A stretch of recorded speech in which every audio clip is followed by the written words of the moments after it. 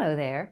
I'm Leslie Barnes, one of your health and wellness instructors here at the VA. I'm a registered nurse that has been here for 29 years or so, and I'm going to talk you through one of the Tai Chi forms that we do that can be adapted to a wheelchair. You can sit in a chair, you can stay forward facing, or you can turn 360 degrees like I'll do in this demonstration. But I'm going to just talk you through it and kind of give you some guidelines that might help you remember it and be able to understand what you're doing. So we start out with our feet together and we get in what's called Jie Nothingness, letting everything sink and settle, letting everything go that you don't need to hold you up. Shoulders, elbows, hips, knees, all heavy. Maybe a little flex in the knees as if you're just getting ready to sit down on a tall stool. Think about your feet growing roots way down into the earth. You are this mighty tree held up by this great root system that's underneath you. And you have a gentle upward pull from the crown of your head, as if you're a puppet on a string. The puppeteer is there above you, and you're just kind of hanging loose from this gentle upward pull that's exerted from the crown of your head. And just breathe comfortably. Nice, deep abdominal breathing. No specific breath pattern today for this, but eventually a breath pattern will evolve with all of our movements. So letting everything go, and then sink down just a little bit more into your right foot. This is going to be mirrored what I'm doing if you want to. Stepping out with your left. So coming back in, peel up that left heel as you're sinking down into the right. Sink down just a little bit more till you feel that balance and stability. Then you step out with the ball of your foot softly landing, then the whole foot's planted. Then you shift your weight so that your weight's 50-50. And when the music has a little movement in it, it almost draws your pinkies up at a V out in front of you like you're getting ready to fly. And at shoulder height, your palms flatten, and it's as if you're pulling something towards you to shoulder width apart. And then it's as if you're drawing something across a tall countertop. The elbows are bending, and then when you get, maybe about a hand's width from your chest, then it's like you're pushing a beach ball down under the water. So a little bit of effort. And that lands about your hip height. And then we're like spreading pizza dough apart. Takes a little bit of effort again, slight resistance with all our moves until your hands are pretty much in line with the sides of your body. So my thumbs could touch the sides if they were back that far, but just a little bit in front.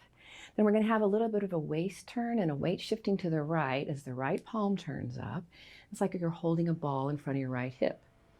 Then that weight shifting to the left and a waist turn to the left. The torso follows, and you're carrying that ball over into in front of the left hip. And as you mush that ball together, you have a waist turn and weight shifting to the right. Left hand rests in front of the left hip, and the right hand is like it's tossing a frisbee out in front of you, about a 45-degree angle. A little more waist turn and weight shifting to the right. The left hand comes in front of your abdomen. The right hand drops down, bending that right elbow.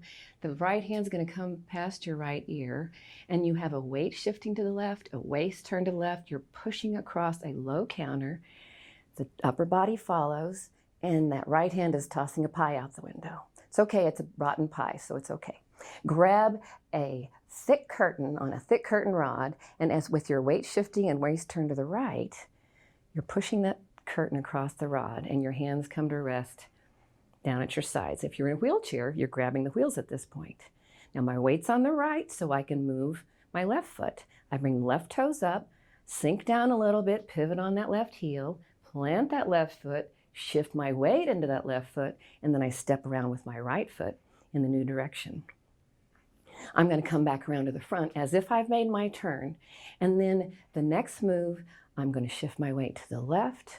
My hands come up like they're resting on a tall countertop, but my right palm is going to turn up, and I'm going to step back with my right foot. The ball of the foot lands, then the whole foot's planted, a little bit of an angle. As I shift my weight into that, I have a waist turn where my left hand is resting in front of the abdomen, the right elbow bends, circling around, circular movements. My right palm comes to rest on the left wrist, like I'm taking a pulse. And then I have a weight shifting toward the front. I'm pushing through that back heel. And I'm pressing through the chest and upper back. That's just a press. And then palms flatten, the right hand as if it's brushing something off of the left to shoulder width. And then my weight shifts back, the forward hips, the forward heel pushes me back, and I'm making another circular motion down to my hips. And my left toes come up. Then my left foot plants again. My right heel, my back heel is pushing me forward. My hips are pushing me forward, and it's like I'm pushing up the mountain. And then my palms flatten, my weight's on the left, so I can step up with my right. Right foot steps beyond the left, planted, shifting into it, and then the left foot steps up to meet the right. My hands are resting about the hip height again. Then I have a left waist turn, weight shifting to the left as if I'm maybe polishing a figure eight on a table. A little bit of a figure eight on the left, and then my waist turn and weight shifting to the right, a larger figure eight. Left arm again resting kind of in front of the chest, and the right arm comes up as if like a cobra sneaking up behind that left arm until I'm pushing up and pushing down with that right hand and left hand. And then I can either stand on the ball of my foot or raise that right foot up and step back down, and the arms come down again. Now this is where I would have been facing that other direction. My weight's going to shift to the right. Anytime my hands are down, I'm making that turn. So the left toes come up, sink down, and this I'm going to make a 180-degree turn here. Sink down as much as you need to, shift into that left foot, and step around to the new direction. And I'm going to come back around so you can see what's going on after I've made my turn. So I'm stepped around, my weight's back 50-50. We have another rising of the pinkies, kind of like that bird flying. And a left waist turn and shifting weight to the left. Left hand forms a soft fist, and the right hand is as if you're looking in a mirror. My weight shift and waist turn to the right is going to create a punch. The left fist is going to punch down, and the right hand is going to be in front of the abdomen. My weight is on the right now because I've shifted my weight with that punch. My weight's all the way on the right. Right hand comes up, the wrists are crossed. Separate them out to shoulder width, palms down, weight shifting. As you step forward with the left, plant that foot, shift into it, and step forward with the right. And if I was in a wheelchair, I would be wheeling at that point. Now the left hand is going to deflect like it's deflecting something away. As I weight shift to the left, the right hand comes across like a karate chop.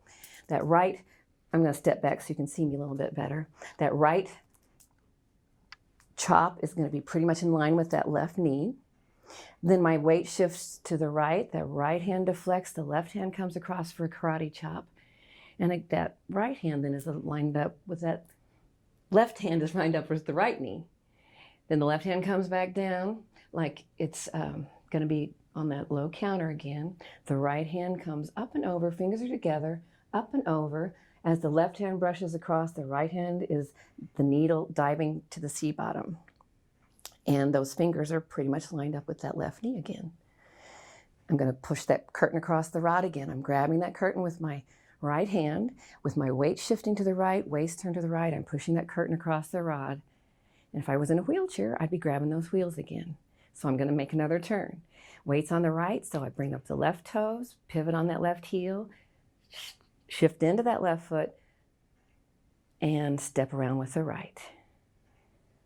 So I made a 360-degree turn at this point. So I'm stepping back around so you can see what happens. I'd be facing you again with that 363-degree turn. So my weight shifts to the left. The hands come up. I'm following the movement of my hands with my eyes. My weight shifts down.